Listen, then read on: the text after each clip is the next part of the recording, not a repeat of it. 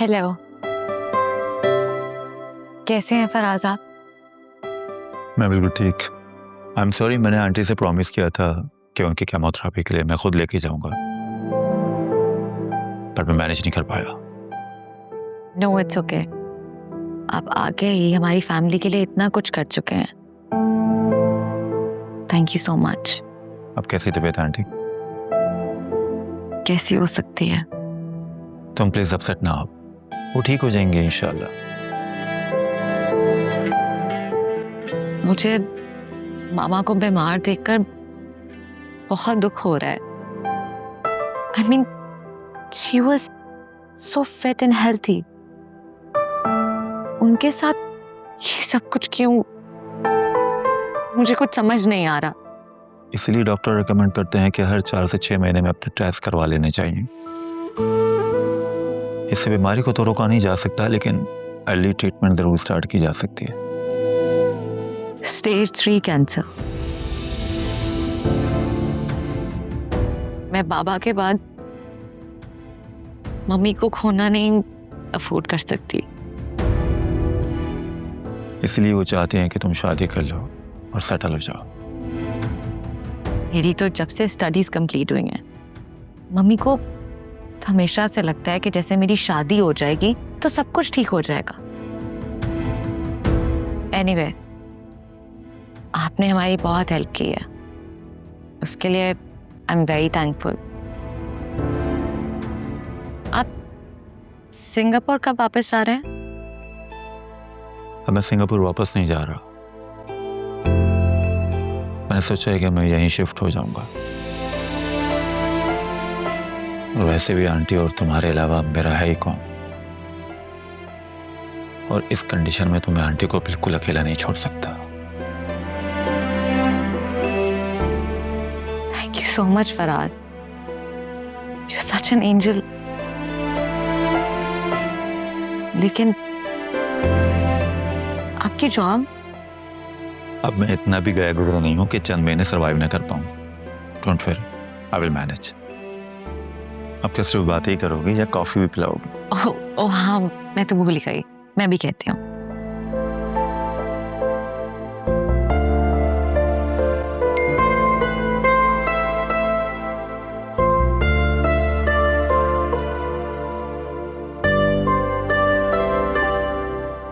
Offer letter.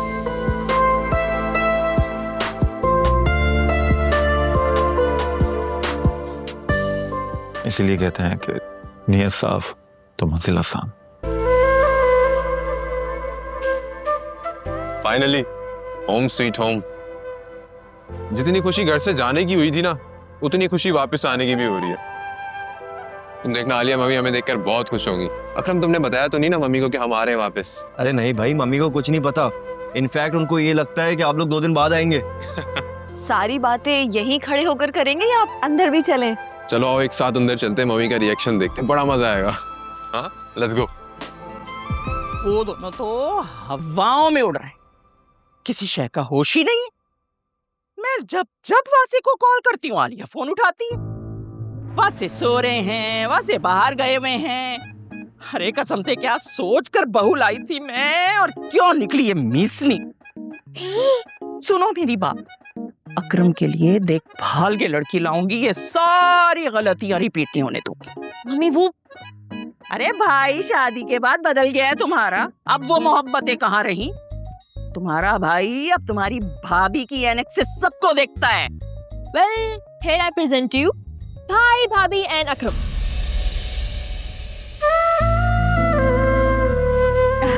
अस्सलाम वालेकुम। मेरा बेटा। अस्सलाम वालेकुम मम्मी। अरे वालेकुम अस्सलाम, मैं सबके जाऊँ, मेरा बेटा आ गया। हाँ मैं ठीक हूँ, मैंने बहुत मिस किया, तो मैं नाराज हूँ मैं तुमसे। क्यों? हाँ, तुमने मेरा बड़ा दिल दुखाया है, और इसने भी। और वो सब क्या था जो मैंने सुना? देखो आलिया, जब इंशाल्लाह तुम माँ बनोगी ना, तब तुम्हें पता चलेगा कि औलाद की दूरी, और खास तौर पे बेटे की दूरी, माँ को कितना सताती है। मैंने जब जब वासे को कॉल किया इसने फोन नहीं उठाया और तुम दोनों के फोन मुझे बंद मिलते थे। मैं इतनी परेशान हो गई थी, इतनी परेशान हो गई थी कि क्या बताऊं। यहाँ तक कि एक दिन इन लोगों को मुझे इमरजेंसी में लेकर जाना पड़ा। क्यों अकरम? है ये कब हुआ? तुम घर पे रहो तो तुम्हें कुछ पता हो ना, घर वालों में दिलचस्पी लो तो कुछ जानो। क्या हुआ था मुझे? जुनैरा तुम बताओ बेटा, भाई भाभी को बताओ कि मेरी क्या हालत हो गई थी, मैं कितनी बीमार हो गई थी। हाँ हाँ, बहुत डिप्रेशन हो गया था, बहुत परेशानी में थी।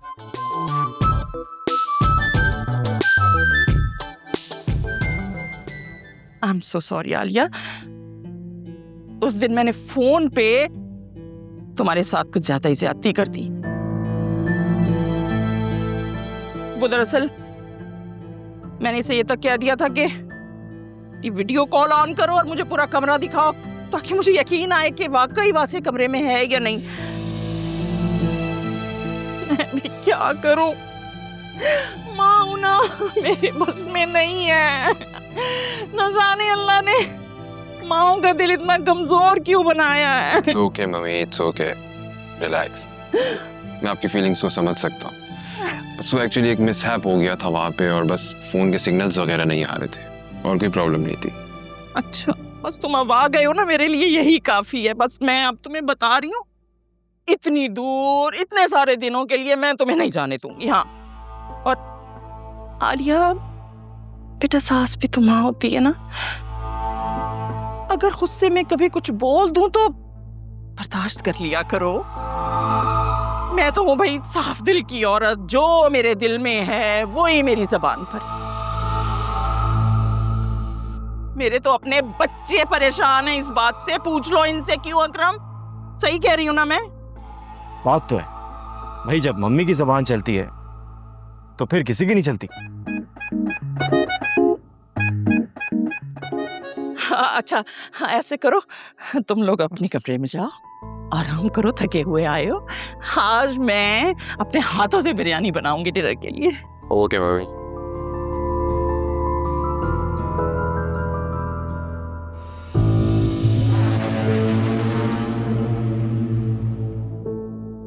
कुछ मसाला रह गया हो ना तो बिरयानी में डाल दीजिएगा। ओके?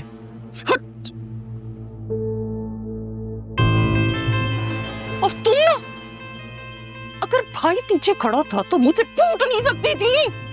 खामखा इतना ड्रामा करना पड़ गया मुझे। आप अपने आगे किसी और की सुनती हैं? मैंने तो इतने इशारे दिए थे आपको। निकम्मी औलाद। अब जाओ, जाके ऑनलाइन बिरयानी ऑर्डर करो, मुझसे नहीं बनती बिरयानी। हाँ, और किसी बड़ी देगची में दम पे लगा के रख दो ताकि गरम रहे। आप तो अपने हाथ से बनाने वाली थी बिरयानी। जितना कह रही हूँ उतना करो। जिसके सामने जबान चलानी चाहिए उसके सामने तो भीगी बिल्ली बनी रहती है। सारे सवाल जवाब माँ के साथ है। जाओ यहाँ से।